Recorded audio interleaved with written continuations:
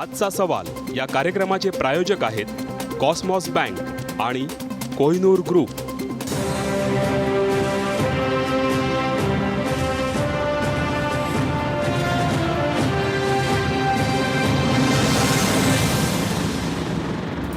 नमस्कार, आजचा सवालमध्ये तुमचं मनपूर्वक स्वागत। आज पुन्हा एकदा नवा दिवस, नवा प्रश्न, नवी चर्चा। पण आज आहे आंतरराष्ट्रीय महिला दिन, त्यामुळे महिला दिनाच्या शुभेच्छा तुम्हाला सगळ्यांना देतो, आपल्या पाहुण्यांना देतो आणि या कार्यक्रमाची सुरुवात करतो। महिला दिन हा महिलांच्या अधिकारांना अधोरेखित करणारा दिवस असला तरी तो महिलांचाच दिवस नाही, हा पुरुषांचा सुद्धा दिवस आहे। याचं कारण जशा सावित्रीबाई फुले असतात तशाच ज्योतिबा फुलेही असतात आणि ते समाजाला लागतात। अर्धा वाटा या समाजाच्या व्यवहारामध्ये स्त्रीचा आणि पुरुषाचा असतो, त्यामुळे महिला दिन जसा महिलांचा आहे तसाच तो पुरुषांचाही असायला हवा असं माझं स्वतःचं म्हणणं आहे आणि महाराष्ट्र वनचं म्हणणं आहे। त्यामुळे ही चर्चा जी आहे जी मी करणार आहे ती स्त्री पुरुष दोघांच्या बाबतीतही करणार आहे, फक्त महिलांबाबतीत करणार नाही आहे। आणि माझा जो प्रश्न आहे तो पडद्यावर बघा, स्त्री पुरुष समानतेबाबत आपला दावा पोकळ आहे का, हा माझा प्रश्न आहे। याच्याकडे आपण म्हणतो स्त्री पुरुष समानता आहे, येते आहे, आपल्या घटनेने दिली आहे, तिचा आपण गौरव करतो, पण प्रत्यक्ष व्यवहारात काय परिस्थिती आहे हे मी शोधण्याचा प्रयत्न करणार आहे। माझ्यासोबत आहेत नामवंत पाहुणे, माझ्यासोबत माझ्या स्टुडिओमध्ये आहेत सुप्रिया सोनार या राईट टू पीच्या कार्यकर्त्या आहेत। माझ्यासोबत आहेत दिल्लीहून राज्य महिला आयोगाच्या अध्यक्षा विजया रहाटकर। विजयाताई, स्वागत तुमचं महाराष्ट्र वनमध्ये। तुम्ही पहिल्यांदाच माझ्या कार्यक्रमात येतात महिला आयोगाच्या अध्यक्ष झाल्यानंतर, त्यामुळे मनपूर्वक स्वागत। आपण मोकळेपणाने बोलूया। माझ्यासोबत आहेत नागपूरहून सुप्रसिद्ध सामाजिक कार्यकर्त्या रुबीना पटेल। माझ्यासोबत आहेत माझ्या स्टुडिओमध्ये महिला राजसत्ता आंदोलनाचे कार्यकर्ते दत्ता गुरव। महिलांच्या सक्षमीकरणाचा कार्यक्रम महिला राजसत्ता आंदोलन राबवतो, त्यामुळे दत्ता गुरव आपल्याला अनुभव सांगतील स्त्री पुरुषांचे काय आहेत ते या संदर्भात। आणि माझ्यासोबत काही वेळातच येणार आहेत भूमाता ब्रिगेडच्या अध्यक्षा तृप्ती देसाई सुद्धा। पण मी या कार्यक्रमाची सुरुवात करणार आहे सुप्रिया सोनार यांच्याकडून। सुप्रिया, राईट टू पी याची तू कार्यकर्ती आहेस आणि इथे या स्टुडिओत येण्यापूर्वी या सगळ्या कामासंदर्भात आज आंतरराष्ट्रीय महिला दिनी एक प्रसंग घडला आहे महापौरांच्या बंगल्यावर। काय आहे तो प्रसंग, तिथूनच आपण सुरुवात करूया। काय केलंय तुम्ही आज? आत्ता आम्ही महापौर बंगल्यावरूनच आलोय आणि बरोबर 1 वर्षापूर्वी महिला दिनाच्या दिवशीच महापौर सन्मान हा सन्मान देऊन राईट टू पीने सॅनिटेशन विषयामध्ये उल्लेखनीय काम केलंय म्हणून हा सन्मान दिला होता। त्यावेळेस आश्वासन दिलं होतं की वर्षभरामध्ये स्थिती बदलेल आणि त्यावेळेस आम्हीही असं सांगितलं होतं की वर्षभरामध्ये स्थिती बदलली नाही तर हा पुरस्कार आम्ही परत करू। आज वर्ष उलटलंय, आज स्थिती बदलली नाही। स्वच्छ भारताचा डंका सुरू आहे, स्मार्ट सिटीचे प्लॅन होत आहेत, पण तरीही मुंबईमध्ये महिलांसाठी स्वच्छ सुरक्षित सार्वजनिक ठिकाणी मुताऱ्या स्वच्छतागृह आज उपलब्ध नाही आहेत। आणि अशा स्थितीमध्ये महापौर सन्मानाचा टॅग राईट टू पीने मिरवणं हे आम्हाला पटत नाही, हे आमच्या भूमिकेमध्ये बसत नाही। त्यामुळे आम्ही आत्ताच महापौर सन्मान महापौरांना परत केलेला आहे आणि त्यांनी तो ॲक्सेप्टही केलेला आहे। त्यांनी तो परतही घेतलाय, त्यांना त्यामध्ये काही वाटलंय की नाही आपल्याला माहीत नाही। पण मला एक तुमच्या लक्षात आणून द्यायची गोष्ट, सकाळपासून जय जयकार चाललाय महिला अधिकारांचा, पण एक साधी मागणी या सगळ्या महिला या मुली करतायत गेली अनेक वर्ष, अनेकदा या माझ्या कार्यक्रमात आलेल्या आहेत। सुप्रिया, तुम्ही काय करताय नेमकं लोकांना सांग, कारण राईट टू पे हे इंग्लिश आहे, मी त्याला त्याला म्हणतात लघवीचा अधिकार, मी त्याला नैसर्गिक विधीचा अधिकार। नैसर्गिक विधीचा अधिकार प्रत्येक माणसाला असतो, तो असला पाहिजे आणि त्यासाठी योग्य जागा निर्माण करून दिल्या पाहिजेत। यासाठी या सगळ्या मुली भांडतायत, नेमकं तुम्ही काय करतायत ते सांग, म्हणजे लोकांना त्याचं गांभीर्य समजेल। ही पूर्ण प्रक्रिया 2011 पासून सुरू झाली। म्हणजे साधं उदाहरण जायचं झालं तर मी सकाळी घरातून 7 वाजता निघते, मला कॉलेजला जायचं असेल, नोकरीच्या ठिकाणी जायचं असेल, भाजी विकायला जायचं असेल, पेपर टाकायला जायचं असेल किंवा कचरा गोळा करायला जायचं असेल, मी जिथे जाते त्या दिवसभराच्या प्रवासामध्ये मला लघवीला लागते, तेव्हा मी कुठे जायचं हा प्रश्न उभा राहतो। मुख्यतः मी ऑफिसला जात असेल तर माझ्या ऑफिसमध्ये सुविधा असेल किंवा मी कचरा वेचायला जात असेल तर मी कुठे जायचं हा विचार ह्या सगळ्या प्रक्रियेच्या मागे आहे. आपण म्हणतो की मला शिक्षणासाठी मुली बाहेर पडायला लागल्या आहेत, नोकरी धंद्यासाठी मुली बाहेर पडायला लागल्या आहेत. मला वाटतं शिक्षणासाठी बाहेर पडतात म्हणून ही सुविधा नको आहे. मला जेव्हा वाटतं तेव्हा मला बाहेर पडायचं आहे आणि जेव्हा मी बाहेर पडेन तेव्हा मला ही सुविधा मिळाली पाहिजे. आणि ह्या सगळ्याचा संबंध माझ्या समानतेशी, माझ्या राईट टू मोबिलिटीशी, माझ्या सन्मानाशी जोडलेला आहे. आणि अशी सगळी पार्श्वभूमी घेऊन महिलांना सार्वजनिक ठिकाणी मोफत, स्वच्छ, सुरक्षित मुताऱ्या आणि स्वच्छतागृह असायला हवी म्हणून ही सगळी मोहीम सुरू झाली. अगदी बरोबर आहे. विजयाताई, मी तुमच्याकडे येतोय. विजयाताई, तुम्ही राज्य महिला आयोगाच्या अध्यक्ष आहात आणि मला कोणतंही राजकारण करायचं नाही. याचं कारण कोणतंही सरकार असेल, कोणत्याही पक्षाचं सरकार असेल तरीसुद्धा महिलांना आपले अधिकार मिळालेच पाहिजेत या मताचा मी आहे. कारण तो घटनादत्त अधिकार आहे, तो देणं हे कर्तव्य आहे आपलं. या मुली राईट टू पी हे आंदोलन घेऊन 2011 पासून काम करतायत. त्यांना सतत आश्वासन दिलं जातं आहे की टॉयलेट बांधली जातील, पण आज पुरस्कार परत करण्याची त्यांच्यावर वेळ आली आहे. ताई, तुम्ही अध्यक्ष म्हणून काय सांगाल?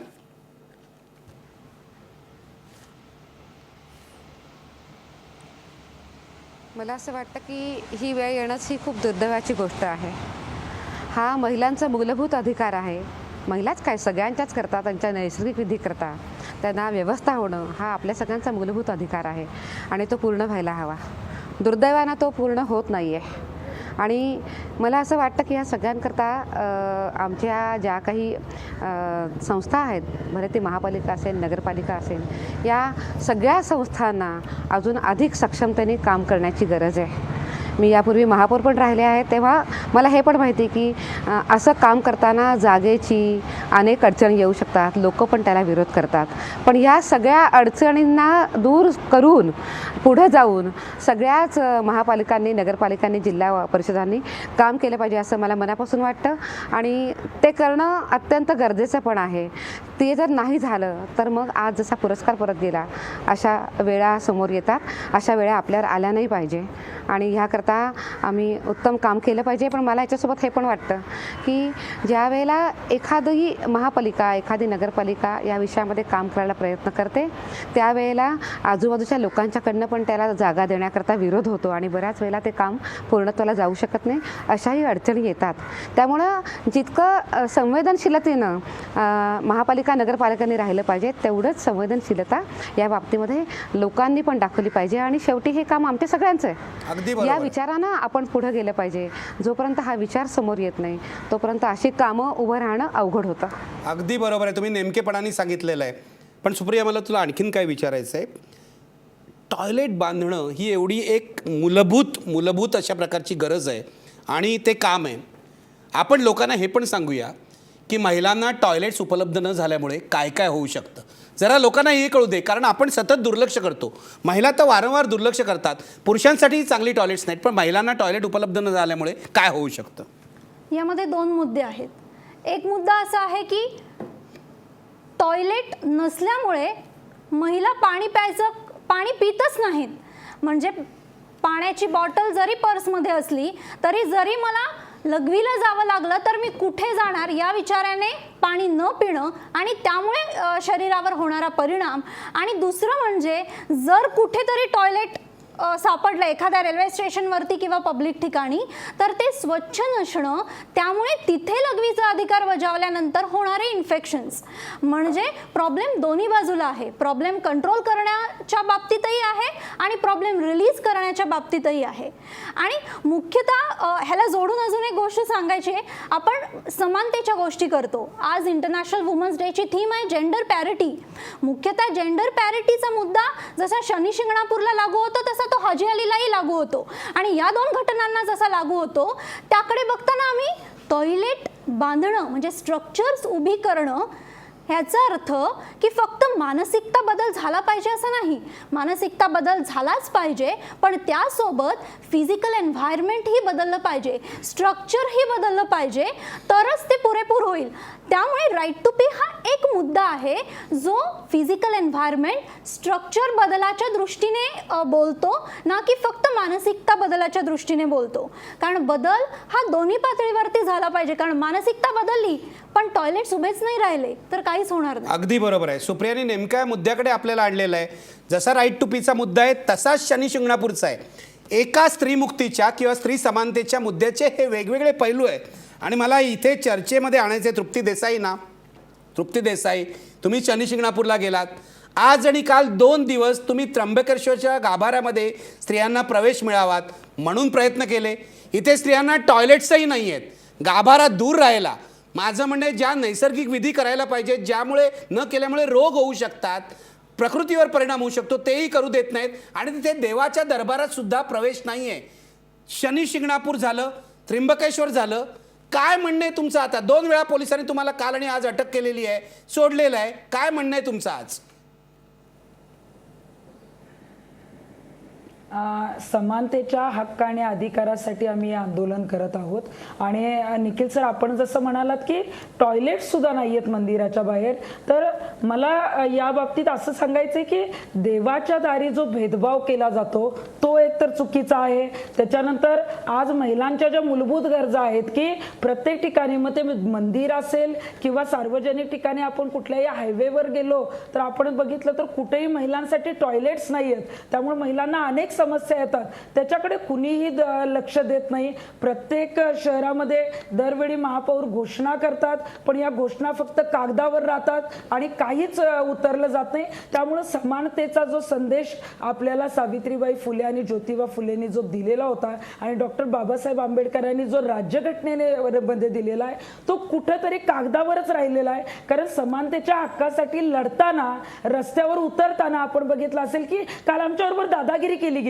म्हणजे आम्ही शांततेच्या मार्गाने चाललेलो होतो. आमच्या महिलांना अक्षरशः पोलीस मारत होते. आमच्या महिलांना अक्षरशः चुकीच्या पद्धतीने आपण बघितलं असेल की दोन्ही हात पाय धरून आम्हाला आतमध्ये कोंबलं गेलं. म्हणजे पकडलं गेलं नाही तर कोंबलं गेलं. म्हणजे आज आम्ही शांततेच्या मार्गाने जात असेल आणि अशा पद्धतीने जर दादागिरी करत असेल तर मुख्यमंत्री साहेब कुठं आहेत? आणि हेच का आजचे दिन मुख्यमंत्री साहेबांचे? मला मुख्यमंत्री साहेबांना आज जागतिक महिला दिनाच्या निमित्तानं सांगायचंय की आज महिलांच्या ज्या ज्या समस्या आहेत आणि समानतेच्या हक्कासाठी जे जे अधिकार आणि ज्या ज्या लढाई आहेत त्याच्यामध्ये निश्चितच आपण जे आहे मुख्यमंत्री या नात्यानं पुढाकार घेतला पाहिजे आणि तातडीनं जे आहे ते पाऊल उचलून कारवाई पण केली पाहिजे. अगदी तृप्ती देसाई बरोबर म्हणताय तुम्ही. मी येतो याकडे, पण मला नागपूरला जायचं आहे. रुबीना पटेल आपल्यासोबत आहेत. रुबीनाजी, तृप्ती देसाई काय म्हणतायत तुम्ही ऐकलंय. आणि हा केवळ मंदिरांचा प्रश्न नाही आहे, हा तुम्ही ज्या मुस्लिम समाजात काम करता तिथल्या दर्ग्यांचाही प्रश्न आहे. अनेक दर्ग्यांमध्ये मुस्लिम महिलांना प्रवेश नाही आहे आणि तुम्ही त्याविरुद्ध आवाज उठवलेला आहे. तुमचा काय अनुभव आहे?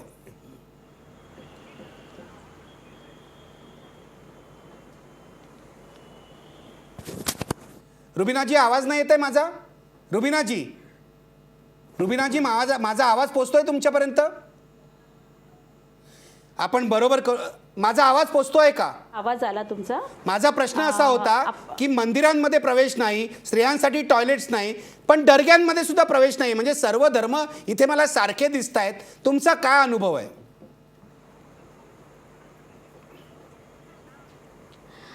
मला या संदर्भामध्ये असं सांगावंसं वाटतं की कुठलाही धर्म असू द्यात, जी धर्माची बंधनं असतात ती स्त्रियांवर जास्त प्रभाव करणारी असतात. आणि त्यामुळे शनी शिंगणापूरचा मुद्दा असू द्या किंवा आणखी कुठल्या दर्गाचा मुद्दा असू द्या, तर हा एक मुद्दा आहे. त्यांना बंधनं टाकली जातात, त्या पवित्र नाहीत, त्या दर्ग्यामध्ये जाऊ शकत नाहीत किंवा मंदिरामध्ये जाऊ शकत नाही. तर ही कुठेतरी हा स्त्रीचा अपमान करणारी गोष्ट आहे. समानतेविषयी मला आणखी एक सांगावंसं वाटतं की आम्ही फक्त आता राईट टू पीचा जो मुद्दा मांडला आहे तो तर आहेच की आम्हाला सार्वजनिक ठिकाणी ज्या युरिनल्स नाहीत, शौचालय नाही आहेत, आम्ही आज नागपूरला याविषयी एक डेमॉन्स्ट्रेशन केलं होतं की सार्वजनिक ठिकाणी आता जशी चर्चा सुरू आहे की ते राईट टू पीचा अधिकार आम्हाला मिळायला हवा. आणखी या बाबतीत मला हे सांगायचं आहे की अनेक वेळा आम्ही जेव्हा बघतोय की कामाचा ताण वाढतो आहे आणि बाहेरची नोकरी करणारी किंवा आणखी कुठलंही काम असू द्या ती काम करणारी जेव्हा महिला घरी येते त्यावेळेस तिला घरचीच कामं सगळी तिला एकटीला करावी लागतात. ती पण कामाला बाहेर जाते, पती पण कामाला जातोय, परंतु तिला सगळी कामं करावी लागतात. हा एक कामाचा एक आणखी ताण तिला वाढताना दिसून येतो. येतो आजच्या या धकाधकीच्या जीवनामध्ये. अगदी तुम्ही महत्त्वाचा मुद्दा मांडताय याचा, कारण स्त्री पुरुष समता आपण बोलतो पण प्रत्यक्षात आपल्या आयुष्यात मात्र वेगळी परिस्थिती असते. मला दत्ता गुरव तुमच्याकडे यायचं आहे. त्यांनी बरोबर मांडलेलं आहे, म्हणजे मोठ्या घोषणा करणं, सार्वजनिक ठिकाणी जाऊन स्त्री पुरुष समतेचा दावा करणं सोपं आहे, पण अगदी आपल्या घरामध्ये सुद्धा आपण पुरुष म्हणून घरची कामं करत नाही. बाई काम करते, बहुसंख्य बायका काम करतात आणि घरात येतात, पुन्हा त्यांना काम करावं लागतं. पुरुष अर्धा वाटा उचलत नाहीत, यामध्ये तथ्य आहे का? आणि मला हे आपल्या प्रेक्षकांना सांगितलं पाहिजे, तुम्ही याला अपवाद आहात. तुम्ही महिला राजसत्ता आंदोलनाचं काम करता आणि घरामध्ये आपल्या बायकोच्या कामामध्ये अर्धा वाटा ते उचलतात. म्हणजे हे केवळ बायकांचं काम असं नाही आहे, पण घरातल्या कामामध्ये अर्धा वाटा उचलतात, म्हणून त्यांना बोलण्याचा हक्क आहे. बोला. खरं तर आत्ता जे सगळे प्रश्न मांडले हे नुसते स्त्रियांचे प्रश्न आहेत, हे समाजाचे प्रश्न आहेत. आणि बघताना स्त्रियांचे प्रश्न म्हणून त्याच्याकडे बघू नये, ते समाजाचे प्रश्न म्हणून बघायला पाहिजेत. आणि हे स्त्रियांची लढाई नाही, ही समाजाची लढाई आहे. सगळ्यांनी त्याच्यात सहभागी राहिलं पाहिजेत. आणि म्हणून माझं मत आहे की सावित्री घरोघरी ज्योतिबांचा शोध जरी, जन्माला येणारी प्रत्येक बाई सावित्री आहे. ती तिच्या पातळीवर प्रयत्न करते, धडपडते, स्वतःची लढाई करते, कुटुंबात करते, समाजाबरोबर करते. साथ हवी आहे ती पुरुषांची. आणि ह्या समाजातल्या पुरुष ह्या बरोबरीचं स्थान, मागणी एवढीच आहे की माणूस म्हणून आम्हाला सन्मानाचं जीवन जगू द्या. ह्या लढाईमध्ये पुरुषांचा सुद्धा वाटा असायला पाहिजेत. मी एका बाजूला आजचा दिवस जरी बघितलं तरी आझाद मैदानला मागण्यांसाठी लढाव करावा लागतो, मंदिरात जाण्यासाठी लढा करावा लागतो आणि नैसर्गिक विधीसाठी सुद्धा लढा करावा लागतो. ह्याच्यात पुरुष कुठं आहेत? ह्या सगळ्या म्हणजे दारूबंदीचा लढा आहे, पुरुष दारू पिणार, पण तरीसुद्धा महिलांचा लढा, स्वतःच्या कुटुंबात स्वतःबरोबर लढा, ह्या सगळ्या लढाईमध्ये जसं सुरुवातीपासून एक श्रमरी विभागणी होती की कुटुंबाच्या आतलं काम स्त्रियांनी करावं, कुटुंबाच्या बाहेरचं पुरुषांनी करावं, हे बदललं. पुरुषांनी नाही तर महिलांनी स्वकर्तृत्वानं बदललं. पण महिलांच्या कामात पुरुषांचं योगदान नाही. आणि म्हणून महिला राज्यसत्ता आंदोलन म्हणून हा मोठा दोष दिसतोय तुम्हाला? दोष दिसतो. आणि की म्हणून पुरुषांचा सहभाग नाही, नाहीये. महिलांचे लढे महिलांनीच करावे. किंवा मी माझ्या कुटुंबात दोघंही जसं स्त्रियांनी उंबरठा ओलांडून बाहेर गेलेला आहे आणि त्या पुरुषांची सगळी क्षेत्र पुरुषांची म्हणून जी होती ती स्त्रियांनी पादाक्रांत केलेली आहेत. पण महिलांचं म्हणून क्षेत्र जे मानलं जात होतं त्याच्यात पुरुषांचा सहभाग दिसत नाही.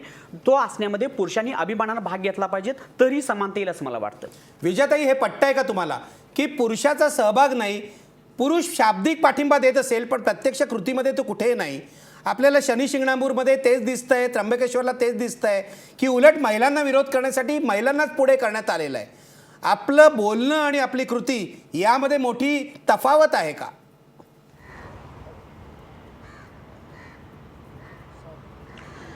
मला असं वाटतं की त्यांच्या म्हणण्यामध्ये पुष्कळसं तथ्य आहे.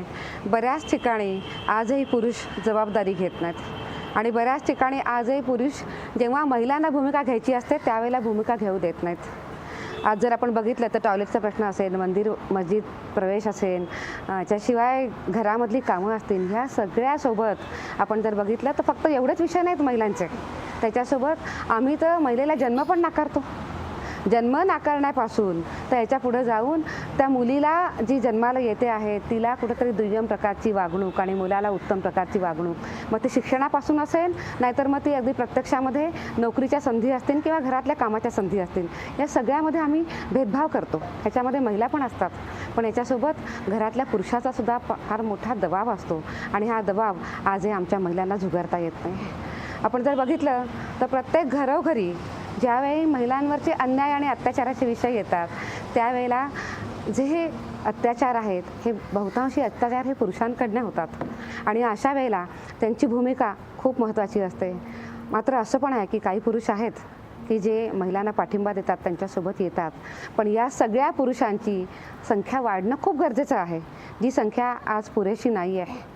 एक गोष्टीकडे मला आपलं लक्ष पण वेधायचं आहे की ज्या वेळेला आम्ही म्हणतो की घरातली कामं करण्याची जबाबदारी ही महिलांची आहे, महिलेनं घरात राहून सगळ्यांना सांभाळलं पाहिजे, बघितलं पाहिजे, ह्याच्यासोबतच दुसरा पण एक समज आम्ही सारखा मनामध्ये बाळगतो की घरामधला जो पुरुष आहे, कर्ता पुरुष आहे, त्यांनीच आर्थिक जबाबदारी आपल्या कुटुंबाची घ्यायची आहे. तर ह्यामध्ये मला हे म्हणावंसं वाटतं की मुलांच्या आणि मुलीच्या जेव्हा त्यांना दोघांना वाढवण्याचा विषय येतो त्यावेळेला ते वेगळ्या पद्धतीने वाढवलं जातं. दोघांना समानता नाही आहे. कामाची सवय हे दोन्ही मुलाला आणि मुलीला एकसारखी लावली पाहिजे हा आम्ही विचार करत नाही आणि हा विचार घरातल्या मोठी माणसं न करत असल्यामुळं ती पुढं छोट्या मुलांच्या मनामध्ये पण अशीच रुजली जातात आणि मग प्रत्यक्षामध्ये जेव्हा ही मुलं मोठी होतात तेव्हा घरातला मुलगा हा रात्री उशिरापर्यंत जरी बाहेर गेला तरी चालतो आणि मुलीला मात्र 7च्या आत घरामध्ये यावं लागतं आणि तिच्या अनेक संधी या मुलांपेक्षा तिला कमी मिळत असतात, असं आम्हाला एक चित्र दिसतं आहे. आज थोडे बहुत पुरुष पुढे येत आहेत, महिलांना मदत करतात, नाही अशातला भाग नाही आहे. आपल्याला शेवटी समाजाची दोन्ही अंगांकडे आपल्याला बघायचं आहे आणि आपल्याला पॉझिटिव्हली सुद्धा बघावं लागेल की याच्यामध्ये चांगल्या गोष्टी काय होत आहेत, कारण जेव्हा पॉझिटिव्हली बघू त्यावेळेला पुढं आम्हाला जाता येऊ शकतं. पण तरीसुद्धा ही पुरुषांची संख्या अजून पुष्कळच वाढण्याची गरज आहे. किंबहुना मी हे पण म्हणेन की जेंडर इक्वॅलिटी जर हवी असेल तर बरोबरीनं पुरुषांना या विषयामध्ये यावं लागेल. महिलांना समान हक्क, मग ते हक्क सगळ्या प्रकारचे असतील हे द्यावे लागतील आणि महिलांना सुद्धा पुरुषांच्या सोबत येण्याकरता आपली मानसिक तयारी करावी लागेल. अशा पद्धतीने आम्हाला हा गाडा दोघांना सोबत घेऊनच हाकावा लागेल. त्यावेळेला आम्ही कुठेतरी जेंडर इक्वॅलिटीच्या दिशेनं जाऊ शकू असं मला वाटतं. अगदी विजयाताई, तुम्ही नेमकं बोललाय. मला तृप्ती देसाई आणि इथे सुप्रिया सोनार यांच्याकडे यायचं आहे. आधी तृप्ती देसाई बरोबर बोलल्यात विजयाताई की पुरुष आहेत महिलांसोबत, पण काही आहेत, मोजक्या संख्येने आहेत, त्यांची संख्या वाढायला हवी. आणि गंमत अशी आहे, आपण एका बाजूला स्त्री पुरुष समता म्हणतो, महात्मा फुलेंचं नाव घेतो, सावित्रीबाईंचं नाव घेतो आणि मंदिर प्रवेशाचा प्रश्न आला की महिलांना विरोध करायला महिलांनाच पुढे देतो. तृप्ती देसाई, तुम्ही काय म्हणाल? हा ढोंगीपणा आहे, दुटप्पीपणा आहे का? नक्कीच दुटप्पीपणा आहे. कारण जेव्हा महिलांना पुढं केलं जातं, मी अनेक महिलांशी जेव्हा नंतर बोलले की त्यांनी त्या महिला मला फोन करून सांगतात की ताई आम्ही तुमच्याबरोबर आहोत, पण गावकऱ्यांनी आमच्यावर आणलेला जो दबाव आहे त्यामुळे आम्हाला तुमच्याशी बोलता येत नाही. म्हणजे खऱ्या अर्थानं महिला या आमच्याबरोबरच आहेत, परंतु काही हिंदुत्ववादी संघटना असतील, काही गावकरी असतील, ट्रस्टी असतील, त्यांच्या दबावामुळे महिला या ज्या आहेत त्या दबावाच्या यांनी त्या बोलत असतात. आणि राहिला पुरुषांचा प्रश्न, तर पुरुष नक्कीच पुढे येत आहेत. आणि निखिल सर, आपण परवा लातूरचा जो मेळावा, आमचा प्रबोधन मेळाव्याची जी सुरुवात झाली, त्या फक्त प्रबोधन मेळाव्यामध्ये महिला येत नाहीत, तर तो आम्ही पुरुष आणि महिला असे मेळावे ठेवलेले आहेत. कारण पुरुषांनी जी आहे ती महिलांना खंबीरपणे यामध्ये साथ देणं जे आहे ते खूप गरजेचं आहे. त्याच्यामुळे यापुढे जे काही मेळावे आता या आंदोलनामुळे आम्ही त्या प्रबोधनाचं जे आहे ते सातत्य 12 तारखेपासून परत चालू करतोय, तर पुरुष जे आहेत ते जास्तीत जास्त अशा प्रबोधन मेळाव्यांमध्ये सहभागी होतील आणि त्यांना या समानतेचा हक्क जो आहे त्याच्यासाठी निश्चित भूमाता ब्रिगेडच्या वतीनं मी, आमचे कार्यकर्ते, पदाधिकारी निश्चितच. बरोबर आहे, तुम्ही प्रयत्न करता तृप्ती देसाई, पण मला वस्तुस्थितीकडे यायचं आहे. प्रयत्न तर झाला पाहिजे. मी सुद्धा नकारात्मक भूमिका घेत नाही. आपण खूप अंतर चालून आलो आहे, पण अजून आपल्याला खूप अंतर चालायचं आहे. सुप्रिया, मला तुला विचारायचं आहे, हे जे चाललेलं आहे की हा पुरुष प्रधान समाज आहे का, नाकारण्यात अर्थ नाही. आम्ही पुरुष, आमच्यापैकी बहुसंख्य पुरुष हे दुटप्पी आहेत. काही पुरुष देतात साथ बायकांना, पण राईट टू पी असो, म्हणजे मला हे कळत नाही, टॉयलेट्स बांधा हे सांगायला महापालिकेला का प्रयत्न करावे लागतात? टॉयलेट बांधणं हे अतिशय बेसिक काम आहे. यामध्ये धर्म आड येत नाही, जात आड येत नाही, काहीच आड येत नाही. हेही करत नाहीत आणि दुसऱ्या बाजूला देवळातही जायला देत नाहीत. हा काय डाव आहे? मुख्यतः मी जेव्हा हे समजून घ्यायचा प्रयत्न करते तेव्हा असं वाटतं की ह्याची सुरुवात आपण लहान मुलं मोठी होतात तेव्हाच नाही, पण मुलं जन्माला येतात तिथून सुरू होते.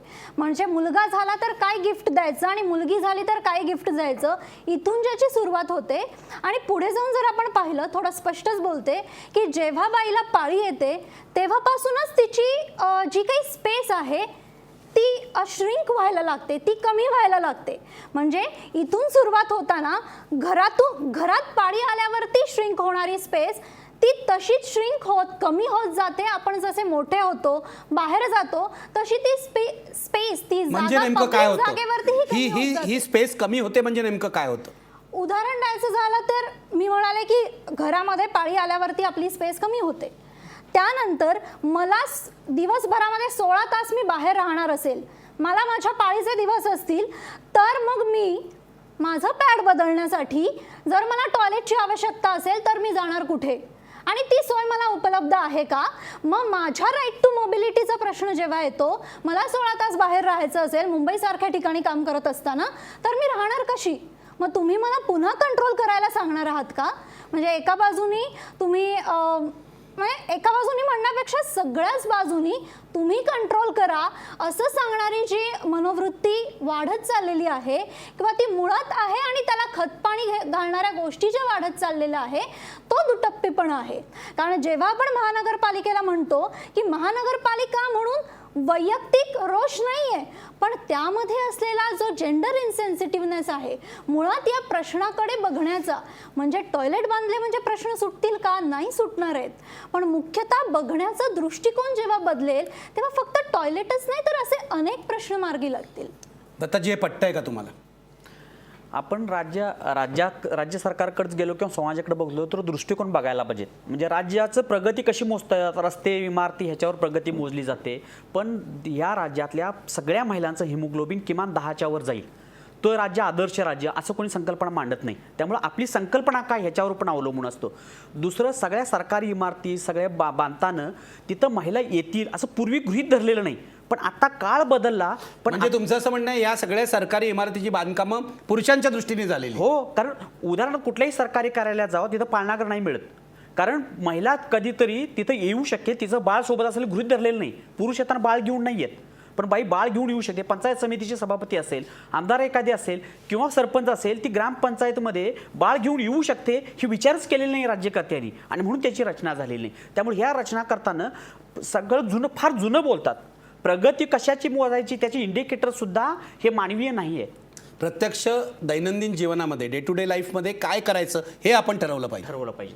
आणि त्याच्या आधारावर हे सगळे निकष बदलले पाहिजेत. हे दिसत नाही. म्हणजे तिथं महिला गेल्या, पुरुष गेल्या, पण हे काळ बदललाय. पुरुषांच्या बरोबरीनं दोन्हीही पुढे येत आहेत, ह्याच्याबद्दलचं नाही दिसत. आणि म्हणून ही सगळी धोरणं ठरवताना, इमारती बांधताना किंवा राज्यकर्ते म्हणून त्याच्याकडे बघताना स्त्रियांच्या नजरेतून या समाजाकडे बघायला पाहिजेत. ही माफक अपेक्षा आहे. ते जर झालं तर यातले काही प्रश्न सुटू शकतील. बरोबर आहे. मी तुम्हाला एक प्रश्न विचारतो आणि विजया रहाटकर यांच्याकडे जातो. मला तुम्हाला असं विचारायचं आहे की तुम्ही हे महिला राजसत्ता आंदोलनाचं काम करता. महिला गेल्या काही वर्षात, म्हणजे महाराष्ट्रात तर महिलांना स्थानिक स्वराज्य संस्थांमध्ये राखीव जागा खूप आधी आलेल्या आहेत. आता अनेक ठिकाणी महिलांचं राजकारणातलं प्रमाण वाढलेलं आहे. तुम्ही हे जे बोलता, म्हणजे राजकारण करताना तुम्ही महिलांना राजकारणासाठी ट्रेनिंग देता, राजकारण करताना याची किती अडचण होते, आणि हे पुरुष केंद्रित राजकारण आपण बदलू शकतो का? बऱ्याचदा महिलांचा जो प्रयत्न आहे तो तिच्या घरातूनही मांडला जात नाही. म्हणजे घरातल्या पुरुषाला सुद्धा असं वाटतं तिला काहीच कळणार नाही असं गृहीत धरूनच तोच तिला सांगायला जातो. पण ती पंचायती जाऊन शिकेल, चुकेल, पण ती धडपडेल हे गृहीत धरले जात नाही. त्यामुळे तिच्याबरोबर तिच्या घरातल्यांचा सहभाग, हस्तक्षेप वाढलेला आहे. म्हणजे मला परवाच एक जिल्हा परिषदेच्या सदस्य म्हणाल्या की माझ्याबरोबर माझे सासरे येतात, मी आत केबिनमध्ये गेलो की दार बंद केलं जातं, मी पेपर वाचत बसतो, माझ्या नावाने सगळा कारभार केला जातो. ही वस्तुस्थिती आहे. आम्ही असा विचार करतोय आणि प्रयत्न करतोय की ज्या महिला सरपंच, पंचायत समितीत राहिलेल्या आहेत, ह्या आजी माजी सदस्य असतील त्या प्रशिक्षक पण होऊ शकतात. असे 467 महिला आज महाराष्ट्रात तयार झालेले आहेत की त्या प्रशिक्षण देतील. पण ह्याच्यामध्ये राज्यकर्ते दखलसुद्धा घ्यायला तयार नाहीत. हे 50% आरक्षण आलं, आता 50% आरक्षण आल्यानंतर 2 अपत्याचा कायदा आला, मग आता टॉयलेट बांधणं हे कंपल्सरी झालेलं आहे. म्हणजे टॉयलेट बांधणं हे महापालिकेचं कंपल्सरी नाही, आता हे म्हणतायत तसं, पण हे प्रत्येक निवडून येणाऱ्या माणसाला कंपल्सरी आहे. म्हणजे कायदा करताना दुसऱ्यावर लादला जातो, स्वतःवर लादून घेतला जात नाही. म्हणजे असं राज्य सरकार म्हणत नाही की प्रत्येक गावात, प्रत्येक शहरात सर्वांना सोयीयुक्त अशी सुविधा देणं ही आमची जबाबदारी आहे, हे मानायचं नाही. पण दुसऱ्याला सांगायचं की तुम्ही जर बांधलं नाही तर तुमचं पद जाईल, हा दुपट्टेपणा आहे. आणि म्हणून ह्याच्यावर राज्य सरकार म्हणून, धर्मसंस्था म्हणून, राज्य सरकार म्हणून, समाज म्हणून या सगळ्यांनी पण एकत्रितपणे विचार करायला पाहिजेत. आत्ता राजकारणामध्ये ज्या ग्रामपंचायतच्या स्तरावर, पंचायत समित्या सगळ्या स्तरावर ज्या महिला येतात त्या खूप धडपडत आहेत, पण पुरुषी मानसिकता बदलत नाहीये. पुरुषी मानसिकता बदलत नाहीये. मग हे महिला दिन कशासाठी साजरे करतो आपण? हे खरं तर महिलांच्यासाठी, हे पुरुषांच्यासाठी व्हायला पाहिजे. पुरुषांची मानसिकता बदलायला पाहिजेत. महिला खूप प्रयत्न करतायत, त्या प्रयत्नाला आपल्याकडून दाद दिली गेली पाहिजे. ती दाद दिली जात नाही. अगदी विजयाताईंकडे जाऊया. विजयाताई, तुम्ही राजकारणात आहात आणि दत्ता गुरव काय सांगताय तुम्ही ऐकलेलं आहे. महिला राजकारणात आल्या तरी पुरुषांची मानसिकता बदलत नाहीये. ते तर इमारतीपासून सुरुवात करतायत, सरकारी कार्यालयापासून, जी पुरुषांसाठीच बनवण्यात आलेली आहे. महिलांच्या दृष्टीने आमूलाग्र बदल सर्व पातळ्यांवर झाला पाहिजे का, आणि कसा झाला पाहिजे?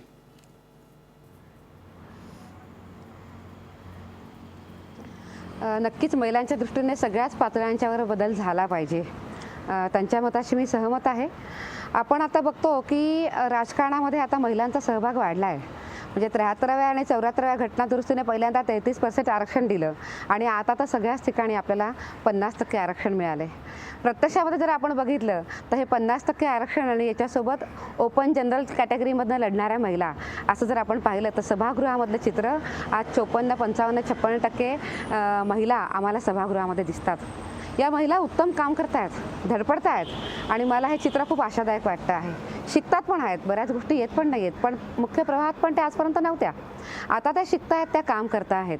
पण हे करत असताना अनेक वेळेला पुरुषी मनोवृत्तीचा अडसर त्यांना होतो आहे आणि त्यामुळे पुरुषांना जेवढं शिकून काम करावं लागतं त्याच्याहून जास्त शिकून म्हणजे कायद्यांचं ज्ञान, विषयांचं ज्ञान हे महिलेला अधिक जास्त घ्यावं लागतं आणि तिला स्वतःला खूप सिद्ध करावं लागतं की मला कायदे माहिती आहेत, मला काम कसं करायचं मला हे माहिती आहे, बजेट कसं घ्यायचं मला हे माहिती आहे, मी हे सगळं माहिती करून घेईन आणि मी त्यानंतर मी काम करते आहे. जेव्हा या वृत्तीतनं ती महिला पुढे येते त्यावेळेला पुरुष तिथं ऐकतात. हा एक सर्वसामान्य अनुभव आहे. याला काही अपवादसुद्धा असू शकतील, पण प्रत्यक्षामध्ये जर आज बघितलं तर महिलेला राजकारणामध्ये स्वतःचं स्थान सिद्ध करायला खूप कष्ट घ्यावे लागतात, खूप परिश्रम पण घ्यावे लागतात.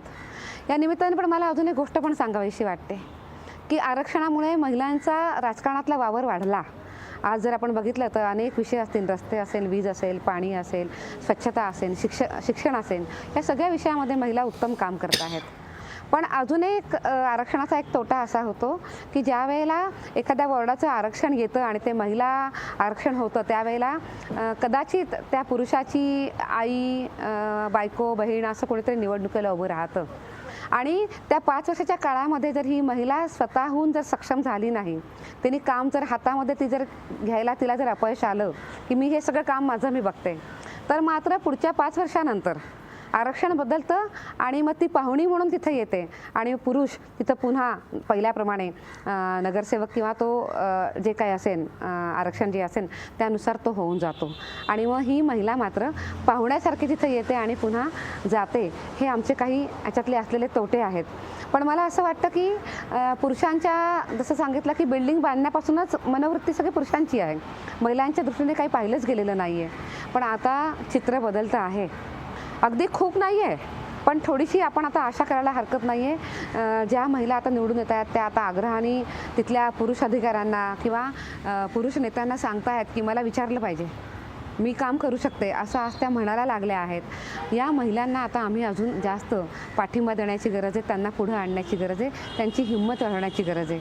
ज्या वेळेला या महिलांच्या बोलण्याला महत्त्व प्राप्त होईल अशी परिस्थिती येईल त्यावेळेला पुरुषांनासुद्धा खूप ऐकावं लागेल आणि मी खूप आशादायक आहे या बाबतीमध्ये की हे दिवस लवकर येतील. पण अर्थात त्याच्यामध्ये जास्त कष्ट हे महिलांनाच करावे लागत आहेत, त्या तुलनेमध्ये पुरुषांचे कष्ट कमी असतात. तुम्हाला काहीतरी म्हणायचं आहे? विजयाताईंना एक माझी विनंती अशी आहे की महिला आयोग हे मोठं पद आहे आणि त्या राज्यकर्त्या बाजूचे आहे.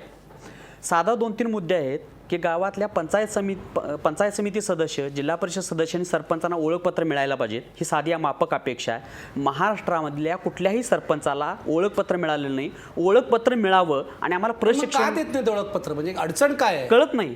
कारण सगळ्या पण ही तुमची जुनी मागणी आहे. जुनी मागणी आहे. धरणीदार आंदोलन केली, नाही गेल्या सरकारच्या वेळेला पण तुम्ही मागणी केली होती, तरी ओळखपत्र मिळत नाही. 200 रुपये बैठक भत्ता आहे. स्त्रिया आल्यानंतर स्त्रियांना मागं खेचण्याचं सरकार कसा प्रयत्न करतं ही त्याचं निकष आहे की का देत नाहीत हेच कळत नाही. महिला पुढे यायला लागले की सगळ्या अंगाने प्रशिक्षण द्या, नाही मिळत. नुसता कारभार, महिला काय जादूगार नाहीत की ती आल्याबरोबर काहीतरी बदल करेल. तिला प्रशिक्षण दिलं पाहिजे. प्रशिक्षण देण्याची तरतूद राज्य सरकारने केलेली नाही. केंद्राचं आलेलं सुद्धा पैसे परत गेले, ते पण केलेले नाही. बैठक भत्ता 200 रुपये दिला, तो सुद्धा 200 रुपयेवरनं 2 वर्षात दिला, परत 25 रुपयेवर नेलेला आहे. 1623 कोटी रुपये आत्ता 14व्या वित्त आयोगाचे आले. या 1 वर्षाच्या काळात राज्य सरकारकडे नियोजन गेल्यामुळे ते पैसे खर्च झालेले नाहीत. आज 8 मार्च आहे, 30 मार्चात पैसे खर्च करायचं बंधन केलेले 1623 कोटी रुपये. आणि दुष्काळ, दुसऱ्या बाजूला आपण दुष्काळाचं बोलतो आणि जर समजा नाही झालं तर आपण, कारण हे सांगण्याचं कारण असं आहे 50% स्थानिक स्वराज्य संस्थेमध्ये महिला आहेत. तुमची अपेक्षा आहे विजयाताईंकडून, मी त्यांच्याकडे जाणार आहे, पण तुमची अपेक्षा काय? माझी 2 अपेक्षा आहेत की महिलांचे हे प्रश्न जे आहेत हे प्रश्न घेऊन महिला आयोगानं पुढाकार घेतला पाहिजेत. दुसरं एक साधी अपेक्षा आहे की तुम्ही शक्य असेल तर विचार करावा त्याच्याबद्दल. स्थानिक स्वराज्य संस्थेचं प्रतिनिधित्व करणारी विधान परिषदेमध्ये 22 आमदार आहेत. स्थानिक स्वराज्य संस्थेमध्ये जर 50% आरक्षण आहे तर 100% पुरुष प्रतिनिधित्व कसं करतात? सगळीकडे व्यापक लोकसभेत राज्यसभेत 50% आरक्षण मिळालं नाही राहू देत. हे सगळे पुरुष आहेत, 22 जे आहेत ते 22 22 आमदार पुरुष आहेत. आहेत. आणि स्थानिक स्वराज्य संस्थेमध्ये ताई म्हणाले तसं 54% महिला आहेत. तर मग तिथले तरी 11 आमदार महिला करा. तिथं हे वाद असण्याचं काय कारण नाही. पण या निमित्तानं 8 मार्चच्या निमित्तानं ह्या सरकारला माझी विनंती राहील आणि विजयाताईंनी त्याच्यात पुढाकार घ्यावा, त्याचं सारं श्रेय विजयाताई घ्यावं, आमच्या त्यांना पाठिंबा राहील. ठीक आहे विजयाताई, मला ब्रेक घ्यायचा आहे, पण त्याआधी तुम्ही यांना उत्तर द्या. तुमच्याकडून अपेक्षा व्यक्त करतायत. नक्कीच मला असं वाटतं की महिलांच्या आरक्षणाकरता किंवा राजकारणामध्ये महिलांचा उत्तम सक्रिय सहभाग राहावा याकरता मी नक्कीच प्रयत्न करेन आणि हे प्रयत्न काही आपल्या सगळ्यांना सोबत घेऊन असतील. शेवटी महिलांनी पुढे येणं हा जेवढा महिलांच्या जिव्हाळ्याचा विषय आहे तेवढाच जिव्हाळ्याचा विषय पुरुषांचा सुद्धा आहे. त्यामुळेच आपण जेंडर इक्वॅलिटीकडे आपण जाऊ शकणार आहे. त्यामुळे या विषयामध्ये पुढाकार घ्यायला माझी काहीच हरकत नाही आहे. आपण मिळून या विषयावर नक्कीच काम करू शकतो. एका विषयावर मला आपण जो विषय मांडला की राज्य सरकारकडनं काही गोष्टींच्या करता पाठिंबा मिळत नाही किंवा काम होत नाही आहे. मला आपल्याला फक्त आग्रहाने इतकं सांगावं असं वाटतं की आपण आधीच बोललो आहोत की सरकार कोणतेही असू देत, आधीचं सरकार असू देत किंवा आताचं सरकार असू देत, सरकारकडे आम्हाला पाठपुरावा करावा लागतो. आणि एका कोणत्या पक्षाचं सरकार आहे असं न बघता ज्या कॉमन विषय आहेत, जे महिलांच्या सक्षमीकरणाचे विषय आहेत, या सगळ्या मुद्द्यावर राज्य महिला आयोग हा आपल्यासोबत असेल किंबहुना आपण मिळून या विषयावर काम करू शकतो. एवढंच मला या विषयावर सांगायचं आहे. मात्र महिलांच्या सक्षमीकरणाच्या विषयामध्ये आपण जेव्हा जातो तेव्हा आपण कोणतंच राजकारण केलं नाही पाहिजे आणि मिळून एकमेकांचा हात धरून पुढं जायला पाहिजे. त्याकरता माझी नक्कीच तयारी असणार आहे.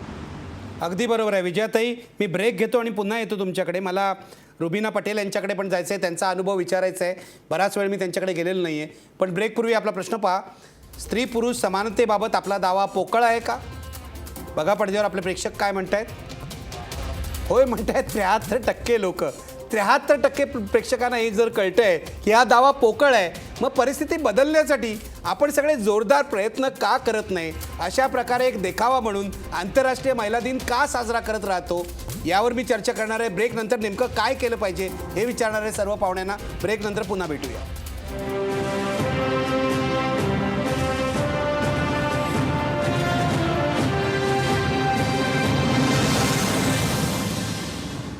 मी नागपूरला जातोय रुबीना पटेल यांच्याकडे. रुबीनाजी, तुम्ही तुमचं काम वेगळ्या क्षेत्रात आहे, वेगळ्या समाजामध्ये आहे. पूर्ण चर्चा तुम्ही ऐकली आहे, तुमचा अनुभव काय आहे याबाबतचा? मला असं वाटतं की जी मगाशी मी म्हटली आहे की धार्मिक बंधनं जी स्त्रियांवर टाकली जातात आणि आपल्याकडे जी कुटुंब संस्था, विवाह संस्था आहे आणि त्याच्यातून पुरुष सत्ताक मानसिकतेतून जी स्त्रियांवर जे कंट्रोल करण्याचा प्रयत्न केला जातो, त्याच्यामुळे अनेक वेळा आम्ही खूप अत्याचार होताना बघतोय स्त्रियांवर. समानता तर वेगळी राहू द्या तुम्ही, परंतु लैंगिक अत्याचाराचे प्रमाण आपण वाढताना बघत आहोत. कामाच्या ठिकाणची हिंसा ही वाढताना आपल्याला दिसत आहे. यौन हिंसेचे प्रमाण मी आता सांगितलेच आहे की कसे वाढत आहेत. हे सगळं आपल्याला हे प्रकरणं मिनिटाला आपल्याला आपण बघतो. आकडेवारीमध्ये जर आपण गेलो तर ही हिंसा वाढत आहे. आणि मी म्हटल्याप्रमाणे की कुटुंब संस्था किंवा विवाह संस्था ही जी आहे, ही जी कंट्रोल करण्याचा प्रयत्न करते, नियंत्रित करण्याचा प्रयत्न करते. याच्यामध्ये तिने काय कपडे घालावे, तिने कसं वागावं, काय बोलावं, कुठे जावं, किती वाजता परत यावं, फोनवर कुणाशी बोलावं, इथून सगळी नियंत्रण तिच्यावर टाकले जातात. आणि ही एक मानसिकता असते की जी बोलत नाही, जी शांत असते किंवा ती हिंसेला विरोध करत नाही, जी पोलीस स्टेशनला जात नाही किंवा आपल्या माहेरी आपल्या हिंसेविषयी बोलत नाही, तर ती स्त्री खूप चांगली आहे, ती आदर्श आहे. ती सगळं ऐकून घेते, मुकाट्याने सकाळी उठून सगळ्यांचे स्वयंपाक करते, सगळी घरची कामं करते, बाहेर पण नोकरीला जात असेल तर बाहेरची कामं करते, घरी परत येते. आणि ही सगळी जर कामं करत असताना ती काहीच बोलत नाही आणि तिच्यावर जर कुठे हिंसा होत असेल, कुठल्याही प्रकारची हिंसा होत असेल तरी ती बोलत नसेल, तर ही स्त्री खूप चांगली आहे, आदर्श आहे. ही आपल्याकडे मानसिकता आहे. तर म्हणून मला असं वाटतं की हे जे आता जेंडर इक्वॅलिटी विषयी बोलत होतो की हे जी लिंगभेद असमानता म्हणत आहे, ही आपण लहानपणापासून जी आपण संस्कार टाकतोय की मुलगा कधीही बाहेर जाऊ शकतो, तो किती वाजता रात्री परत येऊ शकतो, त्याला वाटेल तसे कपडे घालू शकतो आणि तो छेडछाड करू शकतो, त्याला कोण म्हणणार आहे, तो मर्द आहे, मर्द असा असावा म्हणून जी एक छबी केली जाते की तो मोठ्याने बोलणारा असावा, रागाने बोलणारा असावा, हळूवार बोलत असेल, प्रेमाने बोलत असेल, कामामध्ये मदत करत असेल बहिणीला, आईला, पत्नीला, तर तो चांगला नाही. कधी काळी तो भावनिक होत असेल, संवेदनशील असेल, रडत असेल, तर तो मर्द तसा नाही. मर्द सारखा बन, तुम मर्द हो, रोते कैसे हो, मर्द जैसे बनो. तर ही जी छबी मर्दची केलेली आहे आणि स्त्रीनी जास्त मोठ्याने हसायचं नाही, बाहेर कोणाशी बोलायचं नाही, कहाँ पर गई, किससे बात कर रही थी, किसका फोन आया था, क्या ही जी सगळी बंधनं आहेत, ही जी आपण लहानपणापासून ही जी आपण टाकतो आहे आणि तिला जे संस्कार देतोय त्याच्यामुळे ती एका चौकटीमध्ये वावरत असते. तर मला असं वाटतं की हा जो भेदभाव आपण आपल्या परिवारातून आपण त्याला नष्ट करण्याचा प्रयत्न करायला पाहिजे. हे जे मुलं आहेत बलात्कार करणारे बाहेर जे करतायत, हे कुठून निर्माण होतात? आपल्या घरातून. आपले भाऊ बहीण, भाऊ असतात, आपला मुलगा असतो किंवा आणखी कोण, तर हे कुठून? म्हणून आई म्हणून, बहीण म्हणून, पत्नी म्हणून स्त्रीचा सन्मान करण्याविषयी आपण असे संस्कार मुलांवर टाकायला हवेत, मला असं वाटतं. बरोबर आहे, कुटुंबापासूनच सुरू व्हायला पाहिजे. मला सुप्रिया तुझ्याकडे यायचं आहे. हे अनेक वर्ष आपण ऐकतो, आज आणखी एक दिवस आहे. संस्कार कुटुंबापासून आपली मुलांना वाढवण्याची जी पद्धत आहे, मुलगा असो की मुलगी असो, हीच बदलायला पाहिजे. काय व्हायला पाहिजे पुढे? मला वाटतं बदल हा फक्त कुटुंबापासून नाही, कुटुंब हे एक घटक आहे ज्यामध्ये बदल व्हायला हवा. पण अशी काय म्हणू त्याला, वेगवेगळे स्टेक होल्डर्स आहेत. त्यापैकी कुटुंब आहे, धर्म आहे, शैक्षणिक संस्था आहे. ह्या सगळ्या ठिकाणी बदल झाले, एकूणच महिलांकडे बघण्याचे, त्यांना वागणूक देण्याचे, तर हे बदल होतील. कारण कुटुंबामध्ये बदल झाला, कदाचित अशी कुटुंब आज उदाहरणं आहेत जिथे मुलगा आणि मुलगी समानतेने वाढवले जातात. पण मग शाळेमध्ये गेल्यावरती होणारा भेदभाव असेल, धार्मिक, जसं आपण बघतोय की धार्मिक स्थळांवरती प्रवेश नसेल, तर मग हे सायमल्टेनियसली सगळ्या सामूहिकरित्या बदल होणं जास्त अपेक्षित आहे. मला यात एक प्रश्न आणखीन तुला विचारायचा आहे की हा बदल, म्हणजे मला तृप्ती देसाईंना तुझ्यानंतर आणायचं आहे, हा बदल प्रबोधनाच्या मार्गातून व्हायला पाहिजे, चर्चेच्या माध्यमातून व्हायला पाहिजे, हे नेहमी सांगितलं जातं. पण काही बदल असे असतात जिथे चर्चा फोल ठरते, प्रबोधन फोल ठरतं. उदाहरणार्थ सतीचा कायदा आला तेव्हा या देशामध्ये प्रबोधन आणि चर्चेतून सतीचा कायदा रद्द करण्याची प्रक्रिया जर झाली असती तर 100 वर्ष कदाचित चालली असती. केशवपनासारख्या प्रथा आहेत, ह्या बंद करण्यासाठी कायद्याचा बडगाच उगारावा लागतो. उदाहरणार्थ मंदिर प्रवेश आहे, स्त्री पुरुष समता देशामध्ये असून चर्चा कसली करताय, कोणाला आपण समजवतोय? तुझं काय मत आहे? मला वाटतं कायदा हे एकच टूल नाही असू शकत. कारण आज भारतामध्ये अनेक कायदे आलेत पण त्याची अंमलबजावणी होताना दिसत नाही. मुळात तो कायदा कोण बनवतं इथपासून सुरुवात होते. तो कायदा बनवण्यामध्ये महिलांचा किती सहभाग असतो हाही प्रश्न आहे. मला वाटतं की हा माझा वैयक्तिक अनुभव नसेल, पण संघटना म्हणून जर कोरोचा अनुभव सांगायचा असेल तर बदल हा आतून झाला पाहिजे.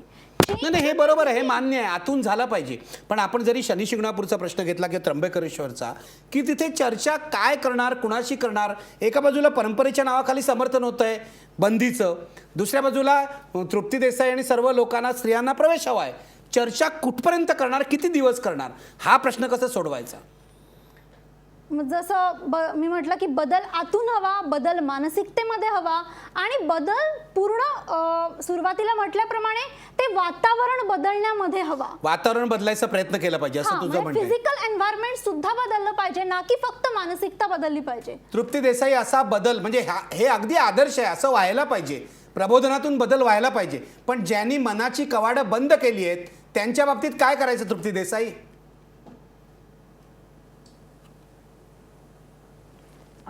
ज्यांनी मनाची कवाडं बंद केली आहेत त्यांच्यासाठीच आम्ही रस्त्यावर संघर्षासाठी उतरलेलो आहोत. कारण त्यांना कायदा कळत नाही, प्रबोधन कळत नाही. पण रस्त्यावर जेव्हा निखिल सर आम्ही रस्त्यावर उतरतो संघर्ष करून, तेव्हा कुठंतरी आपण बघताय की शनी शिंगणापूरचं जे हायकोर्टामध्ये केस 2001 पासून पेंडिंग होती, परंतु आता जेव्हा संघर्षाच्या रूपाने महिला रस्त्यावर उतरल्या तेव्हा हायकोर्टाला दखल घ्यावी लागली. मुख्यमंत्र्यांना सरकारच्या वतीनं प्रतिज्ञापत्र सादर करावं लागलं. आणि काल सुद्धा जेव्हा त्र्यंबकेश्वरला आम्ही उतरलो आलो तेव्हा आता ट्रस्टींना आणि गावकऱ्यांना कुठंतरी याच्याबाबत विचार करावा लागलाय. जिल्हा प्रशासनाने सुद्धा आम्हाला जे आहे ते मीटिंगचं आमंत्रण दिलेलं आहे. त्यामुळं कुठं ना कुठं जे आहे ते परंपरेच्या नावाखाली आपण आज जागतिक महिला दिन आहे, महिलांना हक्कापासून वंचित ठेवलं जातंय. जो समान हक्क आहे, जी समान संधी आहे, त्याच्यामध्ये कुठंतरी महिलांना बाजूला ठेवलं जातंय. आणि महिलांचा जो हक्क आहे तो मिळाला पाहिजे, त्याच्यासाठी पुरुषांनी पुढं आलं पाहिजे. त्याच्यामध्ये पुरुषच कुठंतरी महिलांना पुढे करून महिलांना विरोध करण्याचं काम करतायत. याच्या एवढी शोकांतिका 21व्या शतकात नाही. परंतु संघर्ष जेव्हा रस्त्यावर उतरतो, आज जेव्हा आमच्या आंदोलनाच्या माध्यमातून आपल्या सगळ्या चॅनलच्या माध्यमातून जेव्हा लोकांना महिलांना कळलं की अरे आपल्या हक्काची लढाई आहे, आपण रस्त्यावर उतरलं पाहिजे, आपण संघर्ष केला पाहिजे, तेव्हा आता महिला जागृत झालेल्या आहेत. आणि लवकरात लवकर अशा अनेक संघटना ज्या संघर्षाच्या रूपाने उतरतील तेव्हा निश्चितच महिला जागृत होतील आणि नवीन इतिहास घडायला वेळ लागणार नाही. त्यामुळे निश्चितच ही समानतेची जी पोकळी निर्माण झालेली आहे ती भरून काढण्याचं काम हे आमच्या महिला संघटना आणि सर्व संघटनांचं काम आहे. आणि ते आम्ही लवकरात लवकर जर केलं, मग ते चर्चेच्या माध्यमातून असेल, प्रबोधनाच्या माध्यमातून असेल, आंदोलनाच्या माध्यमातून असेल किंवा संघर्षाच्या माध्यमातून असेल, तर निश्चितच लवकरात लवकर समानतेची जी पोकळी आहे ती पूर्णपणे भरून आणण्याचं काम जे आहे हे या सगळ्या महिलांच्या प्रतिनिधी आहेत, मग त्या पक्षाच्या असतील, संघटनेच्या असतील, निश्चितच आपल्याला बघायला मिळेल. अगदी. दत्ता गुरु, मला तुम्हाला एक प्रश्न विचारायचा आहे की समतेचा मुद्दा कोणीच नाकारत नाही. स्त्री पुरुष समता असली पाहिजे, हे राजकीय पक्षाची पातळी असो, सामाजिक संघटनांची पातळी असो, तत्वतः कोणी नाकारत नाही. पण प्रत्यक्षात म्हणजे प्रॅक्टिकलमध्ये रोजच्या जीवनामध्ये समता अंमलातही आणत नाही. शनी शिंगणापूरला हा अनुभव आहे.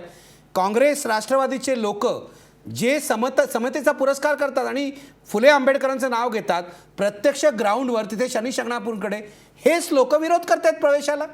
काय करायचं? म्हणजे केवळ सनातनसारख्या संघटना असं नाही, राजकीय पक्षांचे नेते एका बाजूला समतेच्या बाजूने असतात, पण तळचा कार्यकर्ता समतेच्या बाजूने नसतो. काय करायचं? कसं आहे, काही मुद्दे हे समाज बदलाचे आहेत.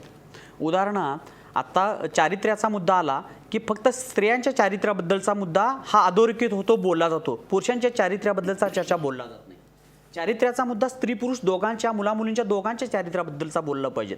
आणि शनी शिंगणापूरसारखा किंवा मंदिर प्रवेशाचा मुद्दा ही समाज प्रबोधनाची लढाई नाही, ही दुर्दैवी आहे. हिथं कायद्यानं सरकारनं स्वतः हस्तक्षेप करून तो मुद्दा निकाली काढायला पाहिजे होता. सरकार हे करू शकतं असं तुम्हाला वाटतं? सरकार करू शकतं आणि हे लवकर करू शकतं, पण सरकारला सुद्धा लवकर वाद संपवायचे नाहीत. ते वाद चालूच राहायला पाहिजेत असं वाटतं. आणि नाहीतर ही माणसं एक दिवस सरकारनं ठरवलं तर एक दिवसात हे काढून संपवू शकतात, पण नाही करत. म्हणजे जर भाजपचं सरकार आहे तो वेगळा बात, काँग्रेसचं असतं तरी वेगळा गोष्ट आहे. कुठल्याही सरकारला प्रश्न संपवायचे नाहीत, कारण त्यासाठी तुम्ही वेगळे कायदे करता. ह्याच्यासाठी कायदे करा की मंदिर प्रवेशाला नाकारता येणार नाही. एवढा एक कायदा तुम्ही करणं ह्याच्यात अवघड नाही. वाईट काय? त्याला मनात आणलं तर विधानसभेच्या याच अधिवेशनात करू शकतं, पण हे सरकारला करायचं नाही. जर करायचं असेल तर ती ह्या अधिवेशनात पण करू शकतात. आणि मग राहिला मुद्दा दुसरा की पॉलिटिकली करेक्ट बोलायचं, म्हणजे लोकांना जे आवडेल, लोकांच्या सोयीचं असेल ते बोलायचं. म्हणजे महिलांना विरोध करणं हे अंगावर जाणार असतं, म्हणून महिलांच्या सोयीचं बोलायचं, तर प्रत्यक्ष कृती करताना विरोधी करायची. हे जे आहे दुपट्टीपणाचं, हे पक्ष म्हणून जे करतात, मग कुठलाही पक्ष असो, हे बदलायला पाहिजे. म्हणजे जे राजकीयदृष्ट्या पॉलिटिकली करेक्ट माणूस बोलतो ते तळातल्या माणसानं जर बोललं पाहिजे, तशी वर्तणूक केली तरच हे. ह्यासाठी संघर्ष महिलांना रस्त्यावरून करायला लागू नये, आणि तो लागणं चूक आहे असं सरकारला कुठल्या वाटतं, विरोधी पक्षाला का नाही वाटत? विरोधी पक्ष बाकी सगळ्यावर जसं बोलतो तसं ह्या मुद्द्यावर पण विरोधी पण बोलत नाहीत. ह्या मुद्द्यावर सरकार आणि विरोधी पक्ष दोघंही एक आहेत. दोघंही एक आहेत आणि कृती आणि युक्तीमध्ये फरक आहे. शेवटी मी जातोय विजया रहाटकर, तुमच्याकडे येतोय विजयाताई. मला सांगा, तुम्ही सुद्धा या मंदिर प्रवेशाच्या बाजूच्या, स्त्री पुरुष समतेच्या आग्रही आहात. या राज्याचे मुख्यमंत्री सुद्धा आग्रही आहेत आणि सर्वोच्च नेते या राज्यातले विरोधी पक्षातले जे आहेत शरद पवार, ते सुद्धा महिला आणि स्त्री पुरुष समता मानतात. त्यांनाही असं वाटतंय की मंदिर प्रवेश झाला पाहिजे, कारण मंदिर प्रवेश हा महिलांचे प्रश्न सोडवणार नाही, परंतु हा प्रतिकात्मक आहे. हा घटनेतला मुद्दा आहे समानतेचा, तो आपण अधोरेखित करतो हा, आणि हा स्त्रियांच्या अधिकाराचा सुद्धा मुद्दा आहे. विजयाताई, मला सांगा, महाराष्ट्रातल्या महिला आयोगाने हा मुद्दा पुढे न्यायला काय हरकत आहे?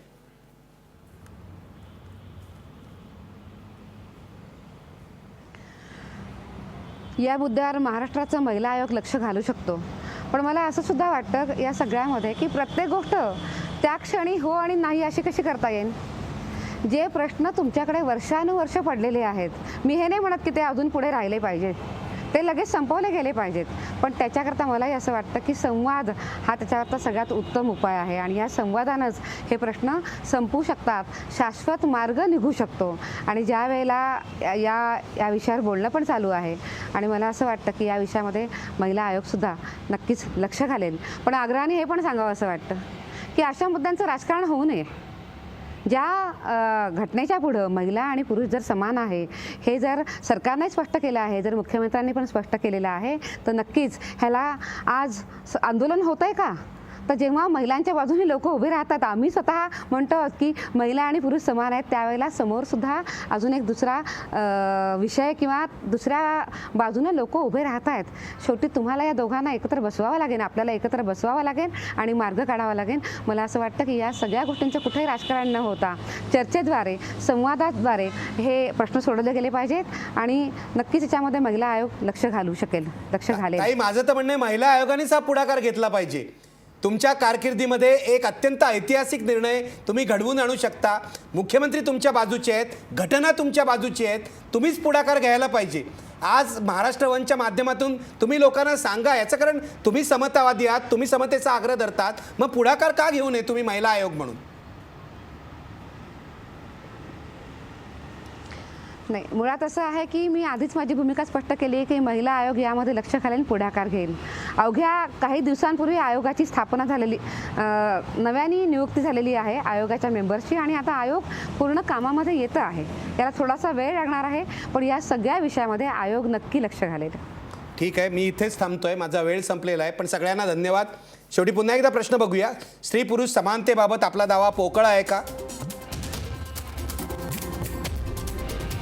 बघा प्रेक्षक काय म्हणतायत. 75% प्रेक्षक म्हणतायत होय, हा दावा पोकळ आहे. पुढच्या आंतरराष्ट्रीय महिला दिनापर्यंत तरी हा जो पोकळ दावा आहे तो थोडासा भरीव होईल. स्त्री पुरुष समतेच्या मार्गातले जे अडथळे काटे आहेत ते आपण थोडे तरी दूर करू शकू अशी माझी अपेक्षा आहे. मी आशावादी आहे. रचनेचा मार्ग स्वीकारायला हवा, संघर्षाचा मार्ग स्वीकारायला हवा, कायद्याचा मार्ग स्वीकारायला हवा, पण घटनेने जे समतेचं तत्त्व प्रस्थापित केलं आहे त्या घटनेच्या समतेच्या तत्त्वाबाबत मात्र कोणतीही ढवळाढवळ होता कामा नयेत.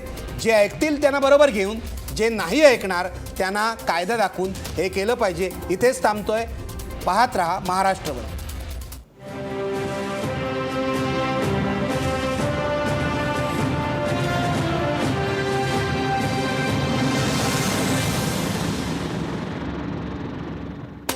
आजचा सवाल या कार्यक्रमाचे प्रायोजक होते कॉस्मॉस बँक आणि कोहिनूर ग्रुप.